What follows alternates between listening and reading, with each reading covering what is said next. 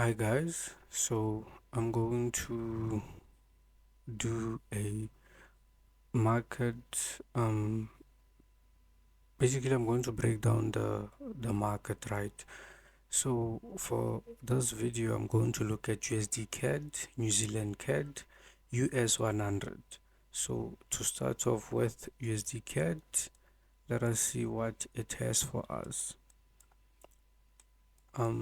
So I've already missed a position on USD CAD, by the way, but you will get to see it as I continue with the forecast. Right, okay. So to start off, um we have this channel, okay, and then since we have this channel, we can draw this. So it's a descending channel, and so when we move to this, we have another channel, which is this one. So for today I'm going to focus on the second channel. This bigger one, it's not that important for now, right? So yeah, we're gonna be focused on this one. So let me draw this on here. Nice. So as you can see, this is an ascending channel. So normally with an ascending channel, we normally are looking for cells at the third touch, right? So meaning we're looking for our first touch here, second touch here. On the third touch, we normally are looking for those cells.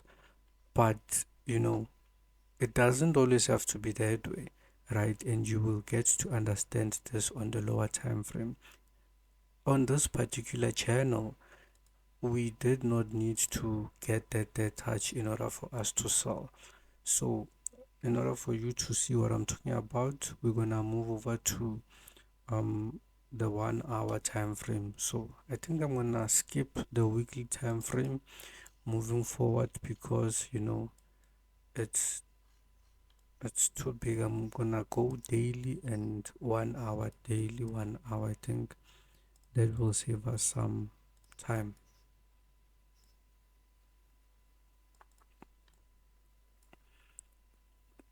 Um, Let me fix the trend lines.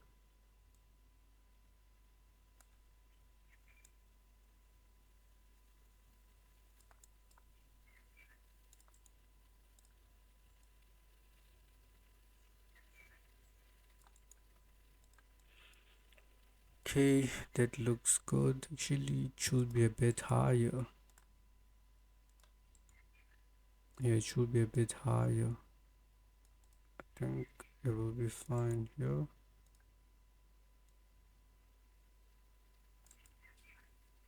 Yes, this is perfect.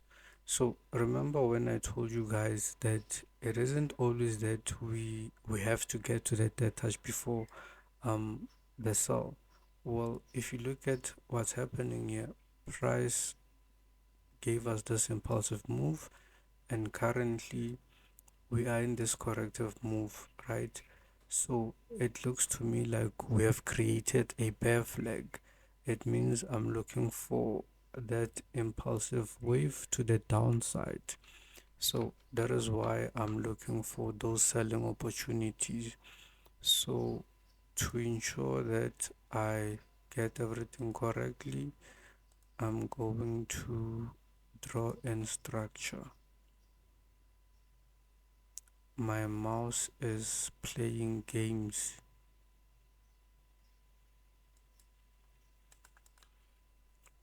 Yes, so we're looking for those cells to the downside. So now remember, I told you I missed a trading opportunity earlier in the week. So this is how I wanted to take that trade. So the market opened somewhere Yes, the market opened here. So this is where the market opened. And so for myself, looking at this, I just had um a belief that price may come up to give us the double top before selling, right? So this is how I would have taken the trade.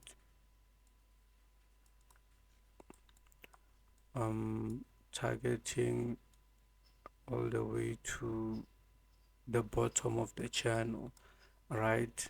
So if I delete this for a second, let's see, this is how I would have been tagged in. Yeah, so this is how I would have been tagged into the position. So the reason why I wouldn't have been looking for candlestick confirmations, right, is just sometimes, guys, not always. You aren't going to get that perfect double top or double bottom or that perfect dead touch, right?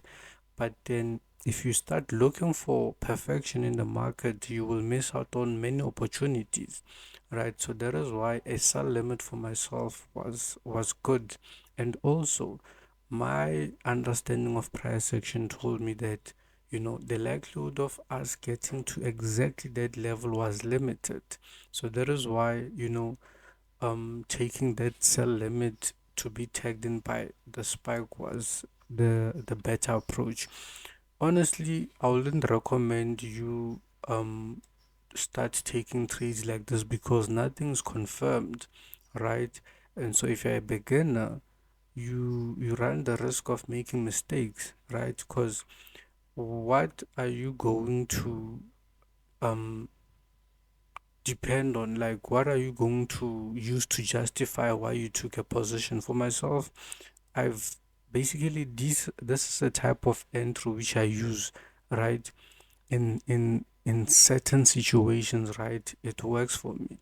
So now if you're gonna try and attempt this without actually having, a proper understanding of what it means to execute a entry of this nature, you run the risk of making errors, right? So you are better off waiting for a candlestick confirmation pattern before entering, right?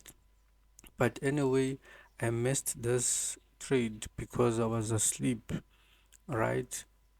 I was asleep, so I couldn't take it. So coming to current market. So in current market we have this descending we have this descending channel which also looks like it's a bull flag. So now I've placed a sell limit once more. My stop is a bit above.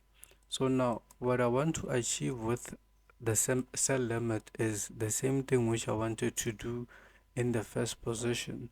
It looks like price will come up just to tag me in, and then it will continue with the bearish momentum, right? So if it happens that price does rise up, then we can have beautiful a beautiful entry, and we can continue taking profits from this trade. So that's USD CAD. That's how I'm looking at executing. And before I move on to the next one, another reason why sales are a high probability, if you look at this, price may be coming down to create that touch. Can you see? Price may need to come down to create that touch before maybe going up or going down. So the point is, I'm looking for that impulsive wave to the downside, and then I will evaluate everything else as we continue. But otherwise, it was a good opportunity, the one on top. So since I missed it, I have to look for another one. And so this is the second trading opportunity. Now, moving to New Zealand CAD.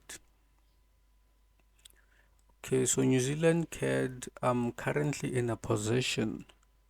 So you'll get to see the position as I break down the chart. Oh, I said I'm going to skip the weekly time frame.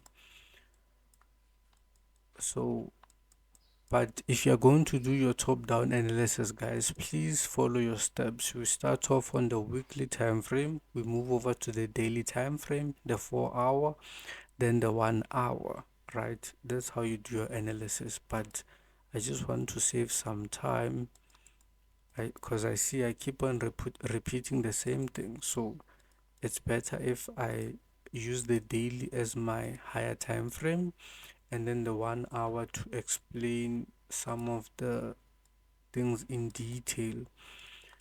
So now looking at the higher time frames, guys, it seems like we have this impulsive move, right?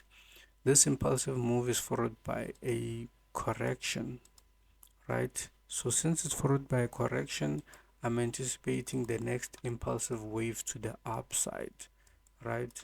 So this just looks like a flag. If you look at it, this just looks like a flag, right?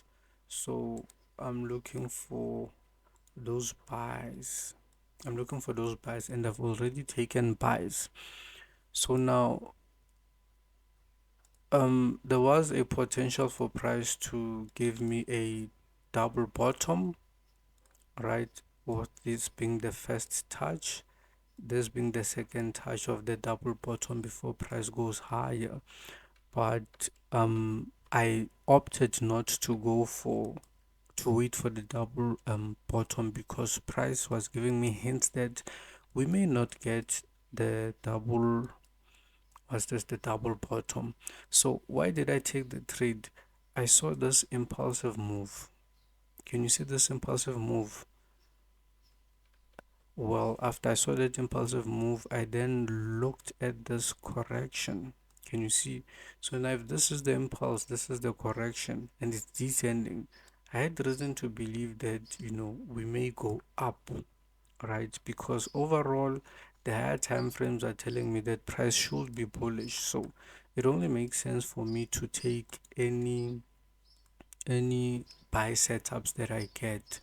So that is why I took the buy. You will see the buy when I go to the lower time frame. So I'm gonna skip to the 1 hour time frame so that you can see the entry that I took. So this is the descending channel that I was speaking about.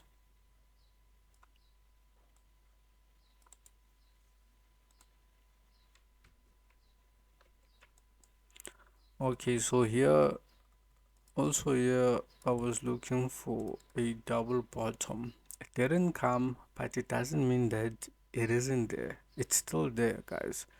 The double bottom still is there, just not perfect, because if you put a zone in there, you can see that it's there. You just don't have to look for perfect double tops or bottoms or dead touches in the market. So now, why did I take the position? I saw this um ascending expanding channel. So guys, that is why it's important that you should document your trades. So in the past, I used to like to sell this particular pattern, right? I used to sell right here, and you know what would happen? I would get stopped out so many times. And so I kept on seeing that I keep on taking the same pattern, but I get stopped out. And so once I studied the pattern deeper, I saw that this type of expanding channel is a bullish pattern, right? It's a buying pattern. So that is why when I saw this, and also since I'm looking for buys, I just knew that a correction was coming. I just knew that the correction was coming, and as soon as I saw this correction. So let me replay price so that you can see how I executed the trade. So it wasn't here. Okay, I think it was here. So I just placed a buy stop. I just placed a buy stop in there, and I'm targeting the top. Um yeah, so this is the candlestick that tagged me in, right?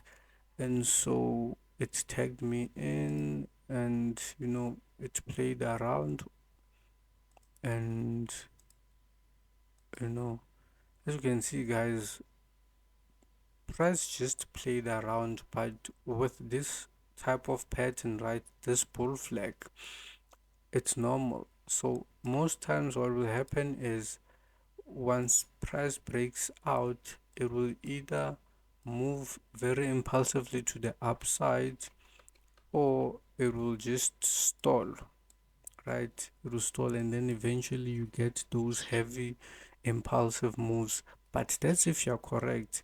But then other times you can just be tagged in, and then the next candlestick tags you out. So those are the risks associated with taking this type of pattern. But then I just saw that yeah, price looks like it's being bullish. Yeah, so it's being bullish. So a little bit of profit so far, nonetheless, but there's still a lot of potential. Remember, I'm targeting way up there, right? So that's New Zealand CAD. Let's look at the last pair, which is US 100. So US 100, or US 100 is the, how can I put it? The structure is the nicest of the three because it's straightforward. When you look at what we have this falling wedge, right? Falling wedge. So as I said before, this is the impulsive move, this is the correction. So I'm anticipating a breakout to the upside, right? So that's the higher time frame. Just look, I went to the weekly time frame, but it's fine. Let's skip to the 1 hour. So I also missed an entry, guys. Yeah, I missed an entry. But before I get to the entry, I just want to explain something to you guys. So one thing I've picked up about the NAS 100 is that it respects double bottoms and double tops, especially if they are created with a descending channel. So if we have a descending channel, or in this case a falling wedge, and we have a double bottom at the third touch, right? Isn't it? This is the third touch. If we move away and we come back to create a double bottom, then most times we will fly, right? Um, so just so that you can see, look at this. Look at this. The we had the descending channel, and then we had the double bottom. Of course, price pierced the low a little bit, and then what happened after? Price flew, right? So this is a common occurrence in NAS 100. It's just something that you've just got to be aware of, right? So yeah, I saw that on the 1 hour. There was a beautiful entry on the 1 hour, but because I was asleep, I couldn't take it. So this is where the entry was. So remember, on the higher time frames, I said I'm looking for a double bottom, and so this is the first touch of the double bottom. This is the second touch. So now on the second touch, we normally are looking for signals to enter the market. And so for myself, this bullish harami candlestick pattern would have been the best. So bullish harami is just another um name for inside bar, right? So I would have entered the bullish Aramic, and I don't like going too tight, guys. So this would have been okay because remember, this is a double bottom. It wouldn't be unusual for price to spike down before it moves away. You know, you saw even on that example. Mm, okay, it's just you know, you must be safe. You don't want to be tagged out before price moves, right? So this is how I would have entered the position. Actually, that's a lot. Yeah, that's nice. So this is how I would have been tagged in. So as you can see, those spikes which I was talking about, can you see that the stop protected us? So I would have been protected. So yeah, this would have been a very nice position, guys. So I will still be holding because remember, um, the upside is very high, right? And also to give you a quick forecast, it looks like we are creating this correction. So I will be monitoring as price comes here. If we get that entry there, I will likely enter, but my preferred entry would be to get a correction here so that we continue with it. So there's two ways to enter. It's either enter here with a candlestick reversal pattern, or I wait for this correction right here and I enter like this. So this would be nice, but this is risky. This is risky, but it pays. And this one, yeah, that's okay. That's okay. So that's NAS 100, and I believe we've come to the end of the video.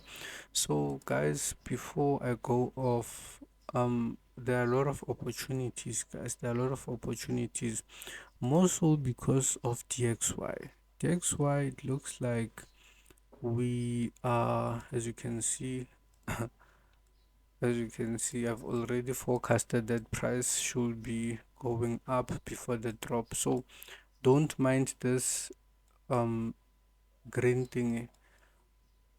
Remember, I cannot trade was this the DXY, but when if I place like an imaginary order, right, it helps me connect with price so that I can better take the price movement seriously. So um earlier on, I saw that we have this double bottom. So if we have this double bottom, it means price can just move up here and then drop. So if the DXY moves in this manner, right, it means that USD, is it USD CAD? USD CAD can also follow the direction of the DXY and move up to take me in before dropping. So it means that, as you can see, we are almost tagged in, right? So yeah, if the DXY continues to move up, I may be tagged in the next few hours, right before the drop. So I'm looking for the drop. So that's it from me, guys. See you in the next one. I hope you took some lessons from it. Yeah, see you on the next one.